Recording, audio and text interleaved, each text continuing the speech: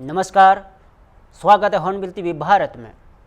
भोपाल में आज महत्वपूर्ण कार्यक्रम के दौरान मुख्यमंत्री डॉक्टर मोहन यादव ने नई विधायक विश्राम गृह निर्माण कार्य का भूमि पूजन किया। इस मौके पर उन्होंने विश्राम गृह की परिकल्पना को बदलने की बात कही और उन्होंने सेवा गृह बनाने का आह्वान किया। सीएम मोहन यादव ने कहा कि 1958 के बाद पहली बार समय की ज़रूरत के मुताबिक विधायकों के विश्राम गृह को आधुनिक तकनीक, नवाचार और जनसेवा केंद्र के रूप में विकसित किया जा रहा है। इसमें ग्रीन टेक्नोलॉजी और सौर ऊर्जा, रेन वाटर हार्वेस्टिंग, सीसीटीवी, योग केंद्र, स्विमिंग पूल और जिम जैसी सुविधाएं होगी। मुख्यमंत्री ने प्रधानमंत्री नरेंद्र मोदी के नेतृत्व में भारत को दुनिया का सबसे बड़ा लोकतंत्र बताया और कहा कि भारत की संस्कृति अब वैश्विक सम्मान प्राप्त हो कर रही है। उन्होंने यह भी साझा किया कि स्पेन की मंत्री ने आदिवासी कला से बने भारतीय स्पार्क को सम्मान के साथ स्वीकार किया। सीएम यादव ने विधायकों से नई तकनीकों जैसे चैट जीपीटी का उपयोग करने का सुझाव भी दिया ताकि वे जनसेवा को और अधिक प्रभावी बना सके। मुख्यमंत्री ने कहा कि यहाँ विश्राम गृह सिर्फ एक भवन नहीं बल्कि एक संकल्प, सेवा, समरसता और समृद्धि का उनके मुताबिक नवाचार के साथ जन कल्याण और लोकतंत्र के ताकत और आगे बढ़ाना ही सरकार का लक्ष्य है। आगे सुनिए।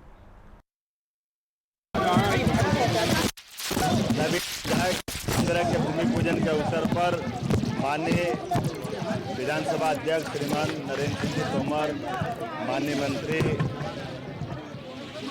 श्रीमान कैलाश विजय, मंत्री राकेश सिंह जी, हमारे माननीय स्थानीय मंत्री विश्वास जी, कृष्णा जी, माननीय विधायक राम शर्मा जी, विधायक भगवान जी,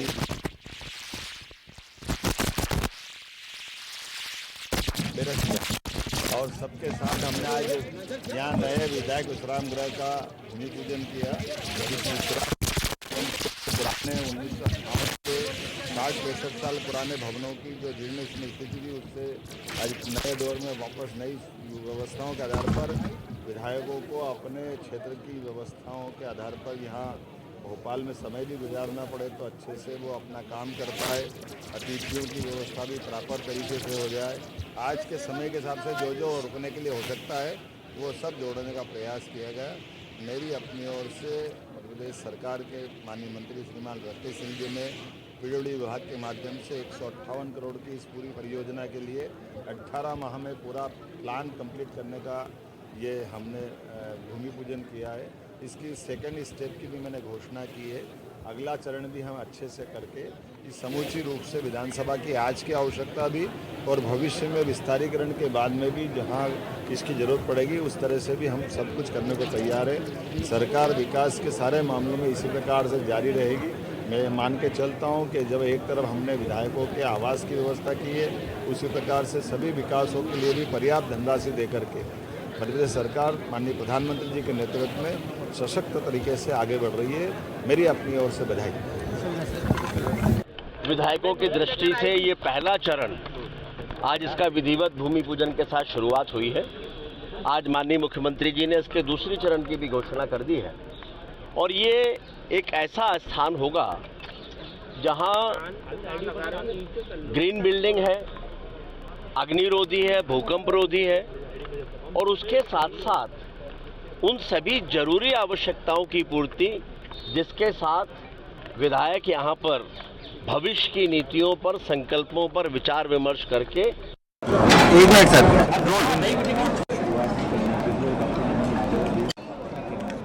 मुंडी पीछे रखिए।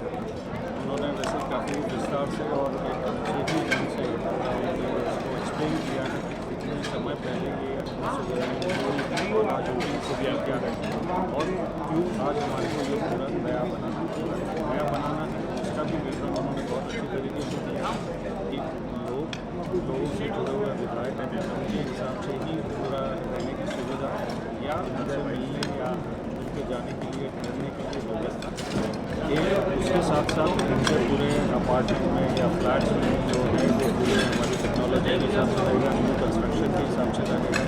इसमें सारी चीज़ें आ जाती हैं कि फायर फाइटिंग सिस्टम रहेगा, इंटेलिजेंस सिस्टम रहेगा, सोलर रहेगा, रेन वाटर हार्वेस्टिंग रहेगा, STP और उससे निकलने वाला जो रात बाहर निकलेगा उससे खाद बनाएंगे, वो पूरी व्यवस्था है।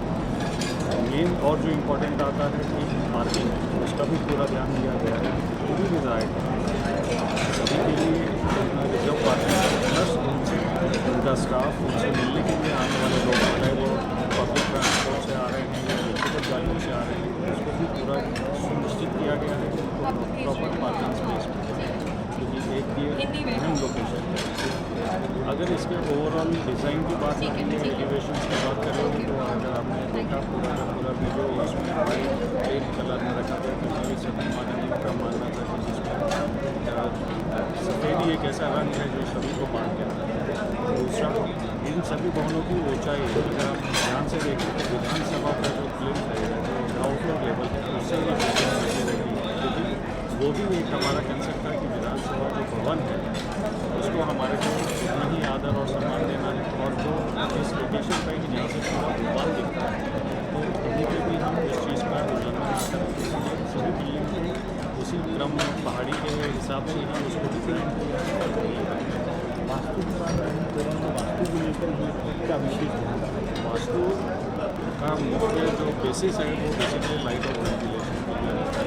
तो जितना भी इसकी फॉर्मेशन है, एक फ्लोर पे 4 फ्लैट है, तो चारों फ्लैट जो हैं वो अलग अलग मतलब एक दूसरे से जुड़े हुए नहीं हैं, तो वो एक अपने लिए मेजर हो जाता है कि प्रॉपर हमारे को क्रॉस वेंटिलेशन मिलता है, लाइट मिलती है।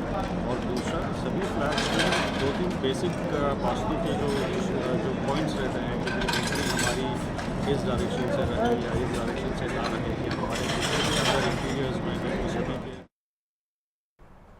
लखनऊ 21 जुलाई उत्तर प्रदेश के मुख्यमंत्री योगी आदित्यनाथ के सरकारी आवास 5 कालिदास मार्ग पर आज जनता दर्शन का आयोजन हुआ, जिसमें प्रदेश भर के बड़ी संख्या में फरियादी पहुंचे। लोगों ने सीएम योगी के समक्ष अपनी समस्या रखी, जिनमें से अधिकांश शिकायतें स्थानीय प्रशासन और दबंगों की अपेक्षा से जुड़ी थी।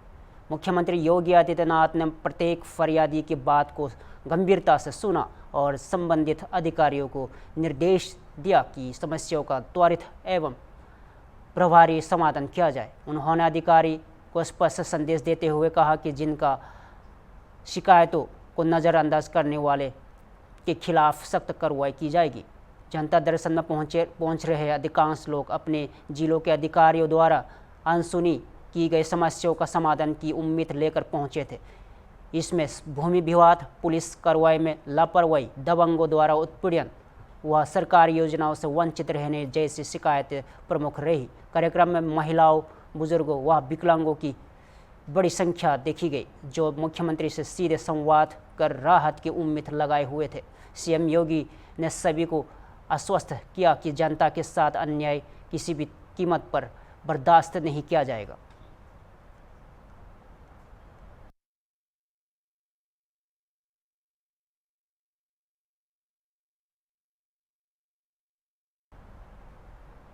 मध्य प्रदेश के मुख्यमंत्री डॉक्टर मोहन यादव दुबई और स्पेन की अपनी विदेश यात्रा से लौट आए हैं। भोपाल स्थित स्टेट हैंगर पर आयोजित मीडिया संवाद में उन्होंने इस यात्रा के अनुभव साझा किए और बताया कि इस दौरे में मध्य प्रदेश को 11,000 करोड़ रुपए से अधिक के निवेश प्रस्ताव मिले हैं। इसमें 14,000 से अधिक युवाओं को रोजगार मिलने की संभावना है। मुख्यमंत्री डॉक्टर यादव ने कहा कि यह यात्रा प्रधानमंत्री नरेंद्र मोदी के विकसित भारत के संकल्प को पूरा करने की दिशा में एक बड़ा कदम है। उन्होंने कहा कि दुबई और स्पेन के निवेशक मध्य प्रदेश को लेकर बेहद उत्साहित है और यह अनुकूल वातावरण को निवेश के लिए उपयुक्त मानते हैं। मुख्यमंत्री ने बताया कि इससे पहले भी जर्मनी, जापान और यूके की यात्राओं से राज्य को बड़े निवेश प्रस्ताव प्राप्त हुए थे। उन्होंने कहा कि पिछले 20 वर्षों में मध्य प्रदेश में निर्णायक बदलाव आया है और अब राज्य विकास की तीव्रता गति की ओर अग्रसर है। सीएम यादव ने कहा यहाँ की जानकारी दी कि भारत सरकार ने भारत स्पेन सांस्कृतिक सहयोग वर्ष घोषित किया है।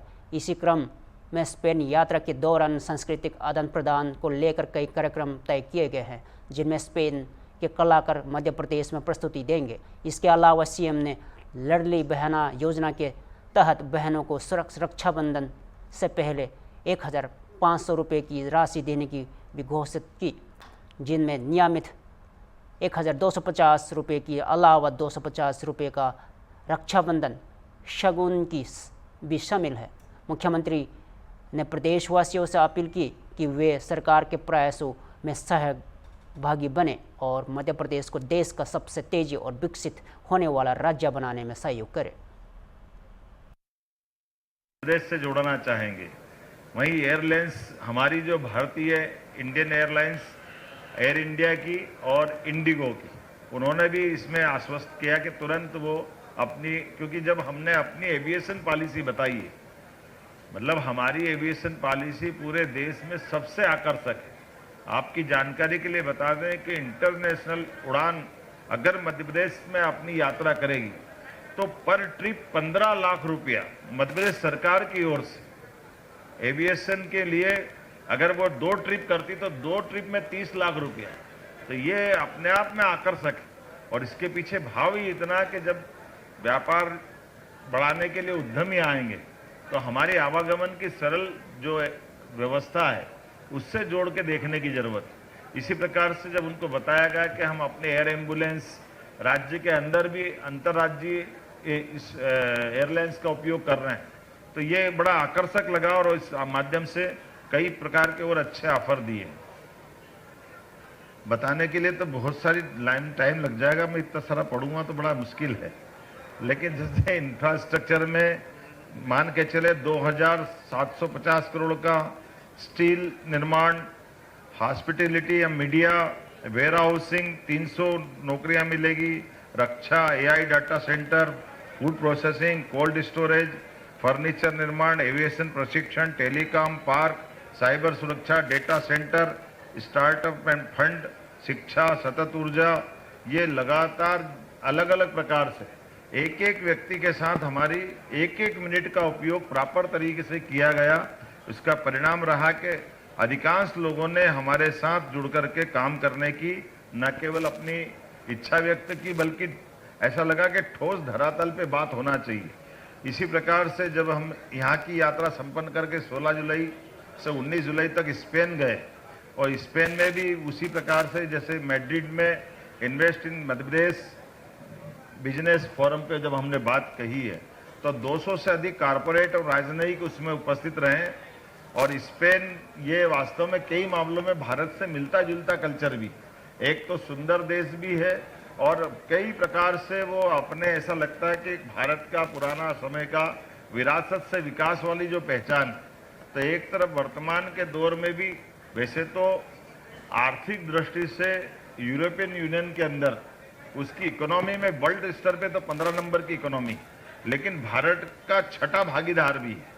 हमारे लिए 1956 के बाद से स्पेन ने जो अपना संपर्क बढ़ाया है तो वो सभी क्षेत्रों में काम कर रहा है। स्पेन के फिल्म आयोग के माध्यम से भी अंतर्राष्ट्रीय फिल्म को प्रोडक्शन के लिए MOU उसके साथ किया गया है। स्पेनिश निर्माता मध्य प्रदेश में भी फिल्म निर्माण करेंगे। भारत के राजदूत श्री दिनेश पटनायक जी ने स्पेन विदेश मंत्रालय के उप महानिदेशक एमिलियो वेनिवेज से भी मुलाकात करी और शिक्षा, संस्कृति और निवेश के मामले में विस्तार से उनसे बात की। इसी प्रकार से 17 जुलाई को ला कोरोना इंडीटेक्स, अब इंडीटेक्स के अंदर आप अंदाज लगा लो जारा इंडस्ट्री है और जारा इंडस्ट्री में जब हमने बताया उनको, जारा इंडीटेक्स वाले मतलब रेडीमेड गारमेंट्स के लिए एक बहुत बड़ा कैंपस जिसमें वो अपने कपड़े बनाने का पूरा काम चलाते हैं। और खास बात उसकी ये कि जब वैसे उनने कहा कि हम अपना जिनसे कपड़ा बनवा रहे हैं, बड़े बड़े मेले, और सच्चे अर्थों में तो स्मार्ट सिटी का उनके यहाँ 100 साल पुराना शब्द है स्मार्ट सिटी का। और उनके जैसे जिस कन्वोकेशन सेंटर पे हम गए थे वो अपने देश के बलबूते पर विश्व के मेले लगाने का ठेका लेते, उनके अपने उस आयोजनों की उनकी मास्टरी है। तो आप रोजगार की दृष्टि से पर्यटन के साथ साथ व्यापार व्यवसाय को बढ़ाने के लिए भी हमने भी एमओयू किया उनके साथ में कि अब हमारे यहाँ भी बड़े बड़े मेले लगते, लेकिन ये व्यवस्थाओं के आधार पर वो इन्वेस्टमेंट भी कर रहे हैं और साथ में आयोजन कराने की पूरी तैयारी करा रहे हैं। तो ऐसे कई प्रकार के अनुभव भी आ रहे हैं उसके साथ जोड़ते हुए। तो लगभग बार्सिलोना में 3,800 करोड़ के, और उसमें भी ये जो खासकर एक हमने संबर टेक्नोलॉजी का, आमतौर पर ये जो हमारे सारे मोबाइल में डाटा इकट्ठा हो रहा डेटा, और डेटा को डेटा सेंटर देने के लिए अभी सबकी अपनी कल्पना थी कि वो डेटा सेंटर के लिए बहुत बड़ा भवन और बहुत सारी टेक्नोलॉजी और बहुत सावधानी रखना पड़ेगी। लेकिन जिस संबर कंपनी के साथ जिस दो भाइयों ने कंपनी चालू की, दोनों ने, और मुश्किल से 4 साल पहले कंपनी चालू की, लेकिन कंपनी चालू करी 100 करोड़ से, आज के स्थिति में 1.5 लाख करोड़ की कंपनी हो गई उनकी। और पूरे विश्व में डेटा इकट्ठा करने के लिए अब वो उनने पानी की टेक्नोलॉजी लगाई कि वो पानी भी वही उनका साफ हो करके तो ठंडा करने का मशीन का तरीका ऐसे जैसे अपने कम जगह में बहुत अच्छे से काम कर सकते। तो मध्य प्रदेश सरकार की ओर से हमने अपने आईटी डिपार्टमेंट के माध्यम से लगभग 4,000 करोड़ का उनसे एमओयू किया है कि हमारे यहाँ पे भी, क्योंकि अपना ये मध्य में होने के कारण देश के लिए भी और दुनिया के लिए भी ये भविष्य की बड़ी एक अच्छी संभावना वाला क्षेत्र है। बोलने के लिए तो बहुत सारी बातें हैं, लेकिन मैं मान के चलता हूँ कि इसमें सब डिटेल मिल ही जाएगा। पर पूरा यात्रा में सब मिला करके 13 से लेकर 19 तारीख तक जो हमने अपने 16 को मैड्रिड, 18 को बार्सिलोना में एक एक निवेशकर्ताओं के माध्यम से 22 अंतर्राष्ट्रीय कंपनियों के साथ रणनीतिक संवाद भी किए। मैं यशस्वी प्रधानमंत्री के नेतृत्व में जिस प्रकार से देश की साख दुनिया में उत्तरोत्तर उन्नति की ओर है, लगातार भारत से लोगों की संभावना बड़े पैमाने पे अलग प्रकार से बनती जा रही है, उसी के सिलसिले में हमारे अपने मध्य प्रदेश का व्यापार व्यवसाय बढ़े, हमारी अपनी स्थानीय प्रदेश की जो विभिन्न प्रकार की खाद्यान्न उत्पादकता है, इंडस्ट्री की जो संभावना है, ऐसे अलग अलग सेक्टर में बहुत सारे प्रकार की संभावनाओं लेकर के हमारा लगभग 7 दिन का दौरा हुआ स्पेन और दुबई का। और इसके पहले जर्मनी, जापान, इंग्लैंड, ऐसे हमारे अपने राज्य के अलावा भी देश भर में पहले भी दौरे हुए थे। मुझे लगता है कि एक के बाद एक इन सारे दौरे और हमारी सकारात्मक व्यापार व्यवसाय को बढ़ाने की और युवाओं को रोजगार दिलाने की नीतियों के परिणाम स्वरूप अच्छी संभावना बनी और बड़े पैमाने पर इसके अच्छे आकर्षक एमओयू भी हुए हैं और उसका विस्तार से मैं भोपाल में बात करूंगा। लेकिन ये कह सकता हूं कि हमारी अभी तक की यात्राओं में ये सबसे अच्छी यात्रा है। तो इससे पहले जर्मनी का भी दौरा आपने किया था, वो भी बहुत खास रहा था, और फरवरी में जो इन्वेस्टर समिट भी किया था वो कितना सफल रहा? देखो, हमने तो ये पूरे जब से सरकार बनी माननीय मोदी जी के आशीर्वाद से उन्होंने कहा था कि डबल इंजन की सरकार अपनी ताकत के साथ न केवल जनता की बेहतरी के लिए बाकी व्यवस्थाओं का इंतजाम करे, बल्कि भविष्य में निवेश की दृष्टि से आर्थिक संपन्न बनाने के लिए मध्य प्रदेश में काम होना चाहिए। और हमने अपने पूरे राज्य को सामने रख करके रीजनल इंडस्ट्री कॉन्क्लेव संभाग पे 6 संभागों की पहले की थी, बाद में GIS भोपाल में हुई, वो भी पहली बार हुई थी। लगभग 30 लाख करोड़ के निवेश के प्रस्ताव तो हमें तभी मिले थे। स्वच्छ भारत मिशन के तहत जारी हुई स्वच्छ सर्वेक्षण 2024 की लिस्ट में लखनऊ ने बड़ी छलांग लगाई है और अब देश के सबसे स्वच्छ शहरों में तीसरे स्थान पर पहुंच गया है। ये उपलब्धि न सिर्फ लखनऊ नगर निगम के लिए बल्कि पूरे उत्तर प्रदेश के लिए गर्व की बात है। इस सफलता के पीछे लखनऊ के पूर्व नगर आयुक्त IAS इंद्रजीत सिंह की मेहनत और नेतृत्व को महत्वपूर्ण माना जा रहा है। उन्होंने नगर निगम में रहते हुए साफ सफाई, ठोस कचरा प्रबंधन और जन सहभागिता पर विशेष जोर दिया था। लखनऊ की इस उपलब्धि पर आज महापौर सुषमा खरवाल ने नगर निगम की टीम के साथ मुख्यमंत्री योगी आदित्यनाथ से मुलाकात की। मुख्यमंत्री ने नगर निगम की पूरी टीम को बधाई दी और लखनऊ को स्वच्छ, स्मार्ट और समृद्ध शहर के रूप में लगातार आगे बढ़ने का आह्वान किया। महापौर सुषमा खरवाल ने इस अवसर पर कहा कि यहाँ सम्मान केवल एक पुरस्कार नहीं बल्कि हम सभी के लिए एक प्रेरणा है कि हम अपने शहर को स्वच्छ और सुंदर बनाए रखने के लिए लगातार प्रयास करें। इस दौरान नगर आयुक्त गौरव कुमार, अपर नगर आयुक्त डॉक्टर अरविंद कुमार राव और नई प्रसादगण की भी मौजूद रहे। अब देखने वाली बात होगी कि लखनऊ आने वाले सर्वेक्षणों में और ऊंचे पायदान पर कब तक पहुंचता है।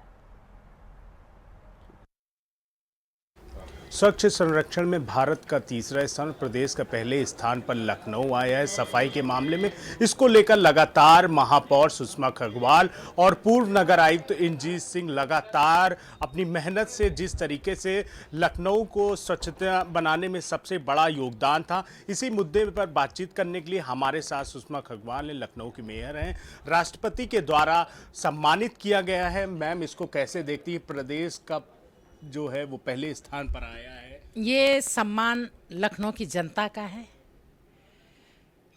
क्योंकि लखनऊ की जनता ने मुझ पे विश्वास किया, तो ये जो सम्मान लखनऊ को मिला है, लखनऊ की जनता को समर्पित है।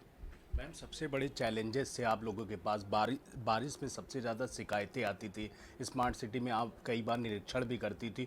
कई ऐसे फेसेस रहे हैं जो तीसरे नंबर पर लाने में बड़ा योगदान ना, आगे इसको पहले नंबर पर लाने के लिए क्या आगे और रणनीति रहेगी नगर निगम? देखिए, चैलेंज बहुत थे, बहुत माहौल ख़राब भी था, जिसको सही करने में बहुत समय, बहुत परेशानियां हुई, चुनौतियां बहुत ज़बरदस्त रही, लेकिन मैंने चुनौतियों का सामना किया और आज जो है लखनऊ नगर निगम तीसरे स्थान पर रहा। 80 नंबर से हम चूक गए, नहीं तो हम पहले स्थान पर भी आ जाते। सबसे बड़ी बात है राजधानी लखनऊ के लिए, आप जैसे ही आपके आने के बाद सबसे बड़ा आपने सिवरी प्लांट को लेकर सोचा, सिवरी प्लांट बनाए। लखनऊ के अलग अलग जोनों में जो स्टेशंस बनाए गए हैं, उसको कूड़ा को कैसे डंपिंग किया जाए, क्योंकि इसके लेकर आपकी बड़ी रणनीति थी। लगातार आप अधिकारियों के साथ बैठकें करती थे कि लखनऊ को स्वच्छता अभियान के तहत कैसे साफ किया जाए। हर दिन मंत्रियों के साथ आप खुद निरीक्षण करती थी और अधिकारियों की सैलरी काटती थी। तो ऐसे में जो सिवरी प्लांट का जो कूड़ा है, जो और भी शहर में अलग अलग कूड़ा है, उसको लेकर और आगे क्या रणनीति रहेगी? सिवरी प्लांट में 20 लाख मेट्रिक टन कूड़ा था, 6.5 लाख मेट्रिक टन कूड़ा घेला में था। घेले में सारा साफ कर दिया है। सिवरी प्लांट में भी 6 लाख मेट्रिक टन के आसपास, 5 लाख मेट्रिक टन के आसपास बचा है। वो भी 2 या 3 महीने में बिल्कुल क्लियर हो जाएगा। और कूड़ा से, जिसे कंचन बोलते हैं, कूड़ा से हमने खाद भी बनाई है। कूड़े में जो मेटल मिला है उसको किनारे किया है। फिलहाल के लिए इतना ही। ताज़ा खबरों के लिए देखते रहिए हॉर्नबिल टीवी भारत।